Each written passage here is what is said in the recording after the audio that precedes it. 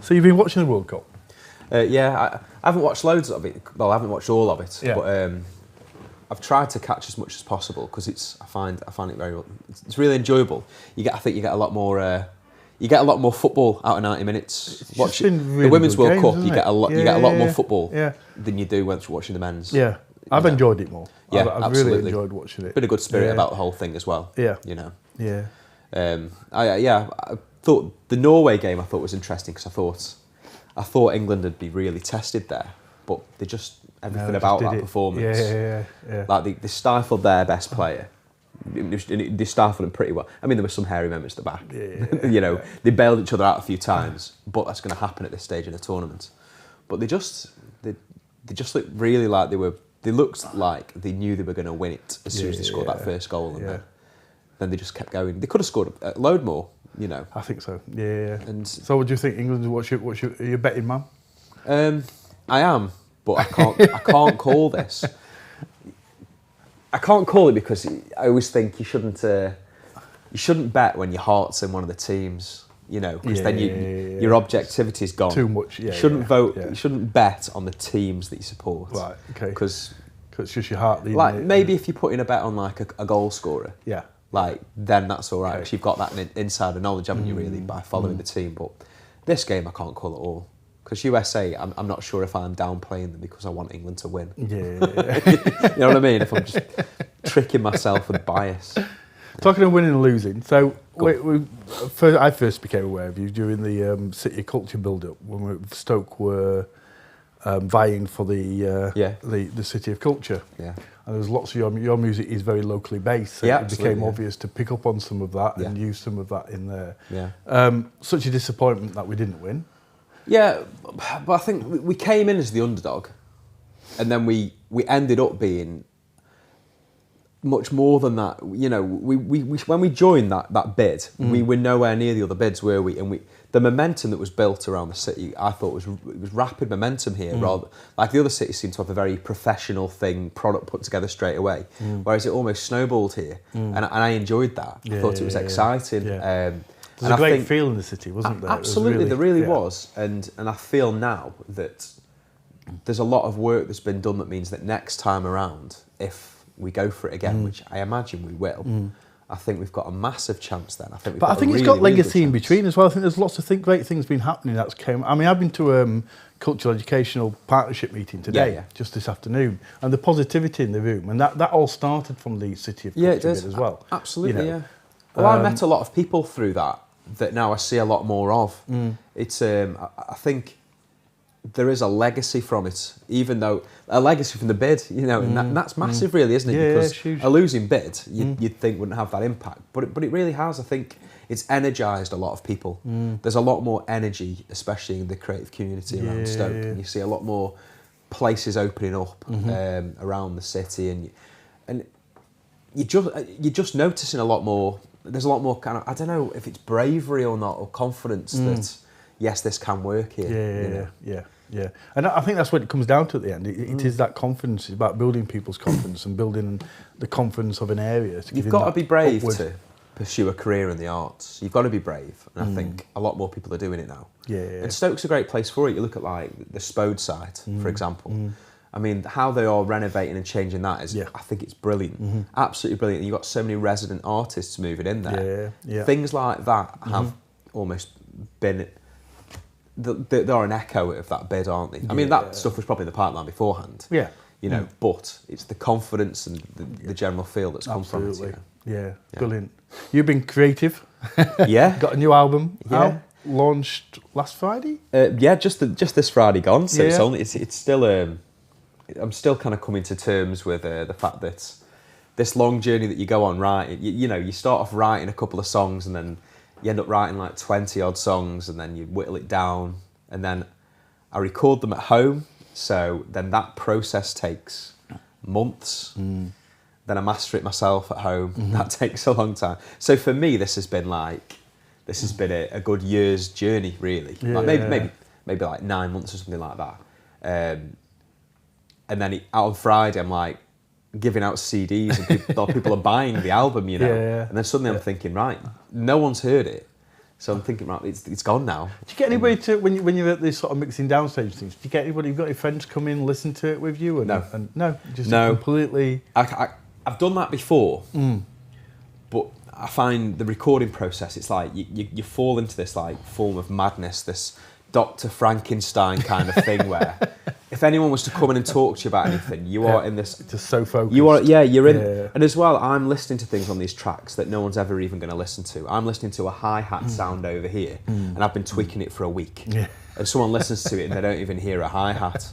And it's because I've been in the madness of it. Yeah. And I think you either give them to someone else to master and just say, have them, or you do it yourself. I don't think there's a doing it collaboratively there. Well, there certainly isn't for me. So at the end of the day, you've got to be happy with what you're producing. At that point, you're not really thinking about an audience or anything. It's just that you're happy with. Yeah, at that point, I'm thinking about really when I master it. I'm thinking about that because I wanted to do an album that felt like an album. So as I was mastering and mixing the final songs, I wanted it to sound like a cohesive unit of songs. So I knew that thematically the lyrics would work. And I'd written it with that in mind, but then I recorded it, and obviously you don't want every song to sound the same on an album because then it's boring, but at the same time you want to almost retain features of the sound. That's interesting, isn't it? Because I think in this days of download and I think to some extent that's one of the things we've really lost about music. Yeah, the albums. Is listening to an album from start to finish and seeing that connection, whereas people are just downloading. Yeah. As far as I know, who knows? But people are just downloading odd tracks that they take a fancy. There's a massive culture shift, I think, in how people consume music and listen to music, because a lot of younger people consume music through YouTube, which for me I'd never approach it that way. Like I only got Spotify this Christmas, and I've just trying to resist until then. But I just kind of have a bunch of mediums I use now, but I've kept it so this album now is only available on CD. You can't hear it otherwise. I will put it on streaming services in like maybe August, but I like the fact that I've made 100 copies of the CD. And I know that every time I give, there's only going to be 100 people who will own one that can listen to it. Yeah. So I like that kind of exclusivity of it all. But as you were saying about like the album, I mean, I love listening to an album, and I still do, even if I'm listening to it online. I'll still try and listen to albums in the order as well. I'll make sure you turn shuffle off. That's the thing, isn't it? You can lose that. But I love it.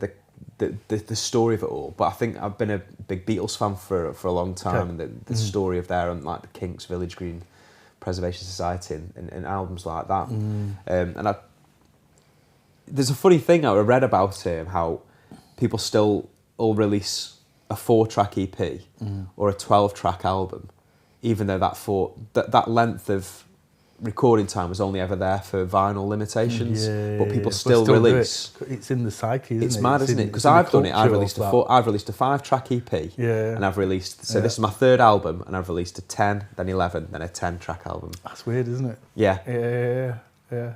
So I'm following those rules. Even though they don't exist anymore. Yeah, they don't. They just don't exist. No, because on a CD, I could put 18 tracks on a CD easily, but I've still got. I've whittled it down as well. I had 20 odd tracks written, and I just one by one just chopped them away until I chose the ones that were going on there. Wow, interesting. Yeah, I've just been distracted there. USA of school. Yeah. For those watching, we are watching the football as well. While we're doing this. Yeah. So we keep glancing over there. But we'll keep. It's early on. We need to put some power into it, some positive thoughts into it. We will do. So we're going to hear a track from you. One of the tracks from the new album. So I'm going to play. It's track 4. It's called Forever Valiant. It's about a Port Vale fan. Okay. I mean, I'm a Stoke City fan. I'm a Stoke City season ticket holder. So, but I had this concept for this song that I really wanted to go with. And as I started to piece the lyrics together, I realised my limited knowledge wasn't going to give me the intricacy and the lyric that I wanted. So I ended up interviewing a friend who was a Vale fan, and I wrote it all down. Are you allowed to admit to that? Yeah, that's fine. It's absolutely. I don't have this rivalry. Some people have this crazy rivalry, and I just think it's football. It's brilliant. It's good fun. I mean, he has this mad rivalry with Stoke, so it's not even a two-way street. But I've got this A3 sheet of paper at home, and it's just covered now because I've kept it as a momentum, really, of it all, of just Port Vale references like players from the 90s and certain games and things like that. And I just had this mad kind of like, just this collage of ideas, and I just eventually just jigsawed it together into this song. So, excellent. Okay. So I'll play it for you. Okay. So Forever Valiant.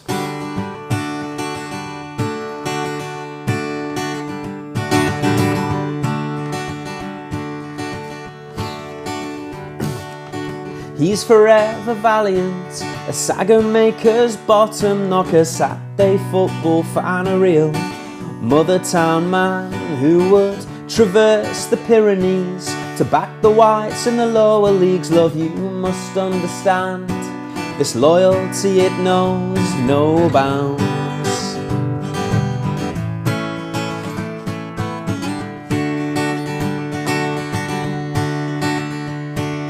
He's forever valiant, dreams of Potter stunned by a 12-second bogey goal. When you kiss and his eyes close, he's a deep conversation over chairman aggravation, reminiscing about the Tin Man, 'cause he's a real fan, don't you know?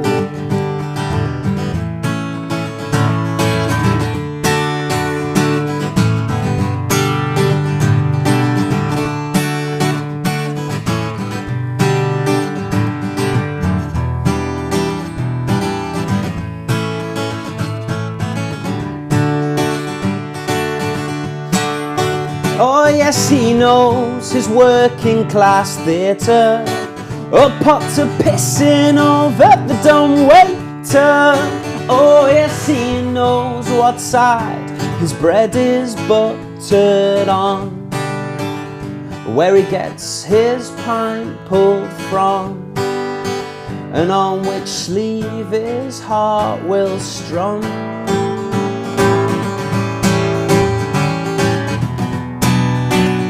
Oh, oh, oh,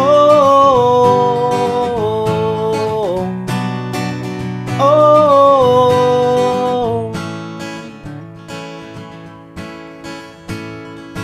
He's forever valiant. He talks of Andy Porter and old-fashioned number 4 and all those Tony Naylor goals. Remember Shrewsbury Town away and the October of 08, and to you it's such a shame, but it's a very simple game.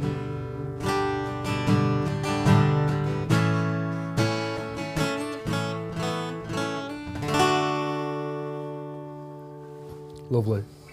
Cheers. Do you think you're going to lose any friends at the Bet365 Stadium? I don't know if I have any.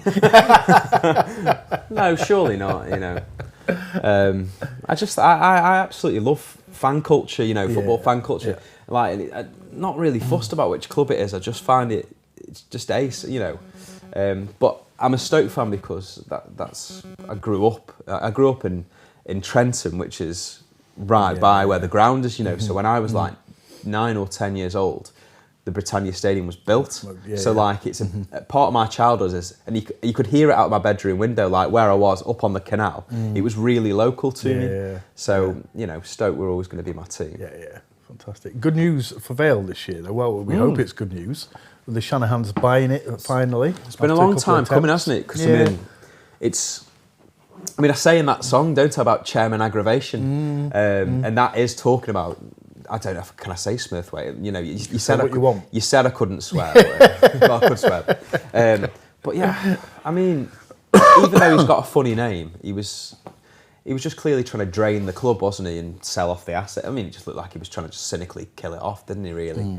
And it's massive. A football club's massive. Sad period, really, isn't it? It is. I mean, and all clubs go through tough times, but you know, football clubs are a massive part of the community. And they're really important and integral, and for some people they really are a big like stitching together point of their lives, aren't they? You know, knowing you've got that place to go on a Saturday or whenever the game is. I mean, if you're a Man United fan, obviously you've never been on a Saturday, but it's about stitching. Well, you're not going from Manchester. I won't get into that. But I'll be careful. Sorry, yeah. I'm offending people. Yeah. Correct. Yeah. That's your mic gone. Yeah, that's it. Yeah. But yeah, I'm delighted because, I mean, I don't know the intricacies of it all because I don't follow it as intricately as if it was Stoke. But all my Vale supporting friends and kind of people things that I see like on Twitter and stuff, they seem to be very positive, and I think that's good. I think the thing is that they're clearly passionate about Burslem. Yeah, absolutely. Yeah. They've got business in Burslem. You know, there's a lot of passion there. They've tried very hard. It sounds wrong the term to get their hands on the club, but that's what they've done. They, you know, I would hope it's looking positive. Hopefully it'll be. I have a feeling it's going to be a good season for both the clubs next season. I think everyone's going to be happier. It'd be nice to see the fans going back in there as well. Absolutely would. Yeah, massively. You know. Because I mean, I recently supported the reopening of Burslem Market. Okay. And I was really glad that I was invited to do that because Burslem is a town that is struggling. You know, well, I say that, but so's Longton, so's Fenton. These towns are struggling because of the nature of just the way it is at the moment, isn't it? You know, they are struggling. But sucking a football club out of a town, like Burslem especially, I just think it would be the final blow, wouldn't it, really? Well, we did a Light Night project in January this year. Yeah. The Arts Council. It was a legacy thing from the City of Culture, actually. Yeah. And the feeling we had from the people, the response we had to the businesses and everything that were in Burslem, everything was so positive. Yeah. Nobody could do enough for you. It was just, you know, it was really nice. There are some wonderfully energetic people in Burslem that care deeply about that town and are doing... They work tirelessly, and they must have so many setbacks, and they just keep going back. And I think it's amazing. Yeah. Those people are absolute heroes. You know, I'm so glad that we have them around the city. And you look around it and you look at the detail. It is a beautiful city. Oh, it's it is a beautiful part of the city. Absolutely. I've recorded a couple of videos around Burslem, and just wandering around, just trying to find shots to use. It's easy. Yeah, it's easy, but a lot of those shots are kind of like almost. It's like beautiful rubble. Do you know what I mean? like the Royal Dalton site. Yeah. The gates are amazing. The Art Deco building, like where the entrance was, that's amazing. But it is in ruin. And it's not used. We used we used the Sunday school site at the time. Yeah, I mean that Sunday school. Incredible. The start. It looks amazing, and then obviously. It's just the front, and then the rest of it is just overgrown waste. Just and that church opposite, that terrifies me. That church doesn't. Like when I go at night, that's a frightening spot. Not for any reason other than just that Gothic architecture. Don't go there at night then. No, well, I'm not going. I won't go again. I've been once. I'm not doing it again. Brilliant. We're going to hear another track from the album. So, this track's been a long time in the making. So this song's called "The Trent Vale Poet." Okay. And I mean, you might be aware that Mark Bailey, the Trent Vale poet, he died last year. We lost him last year, and he's been a massive influence on me. Okay. For quite a few years, and I was trying to write this song before he even fell ill, but I couldn't get it quite right. Okay. And then, obviously, we lost him last year, and I really energised myself to I thought I need to get this done now. I need to collect my thoughts on this because. He was such a big influence on my previous album. He like guested on one of the songs.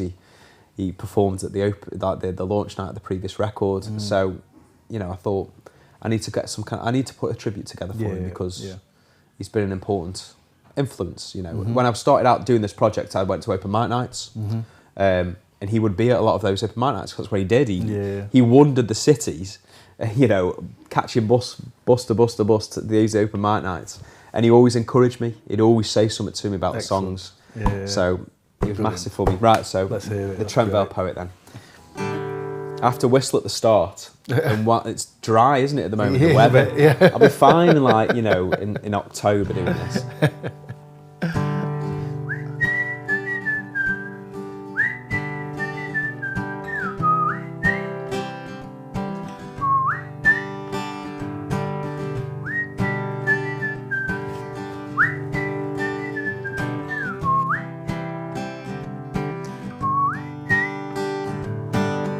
Tonight I'm here to dance my tongue about your circumstance. It'll be a laugh, so raise a glass. In these old prescription bins I'll spin a yarn. I'll tell you things if these walls could speak. You go red in the cheek. So here we are amongst the ales. in a trench coat of old wives' tales. Prop me up, duck, I've had a few too many, and these words don't off weigh heavy on my mind. With pockets full of paper, scraps of love and labour, postcards of our time.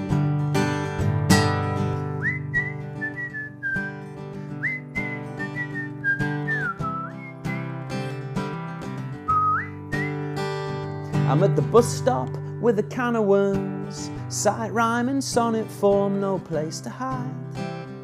When you speak your mind, in the pub, turning heads, see the world through a fish-eyed lens and a megaphone.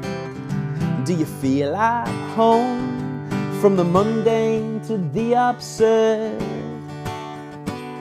it's all there in the spoken word. Prop me up, duck, I've had a few too many, and these words don't off weigh heavy on my mind.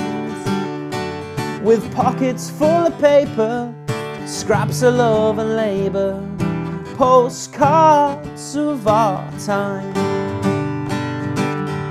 And I will go where the streets are empty, and I will go where the lights are dim, and I will knock on doors and fire exits until somebody lets me in.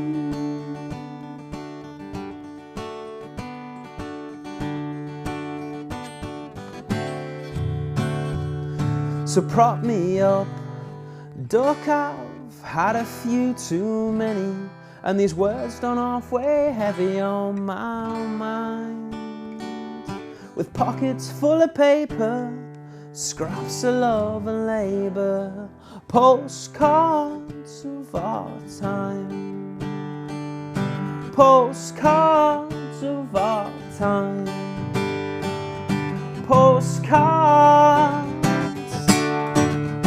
of our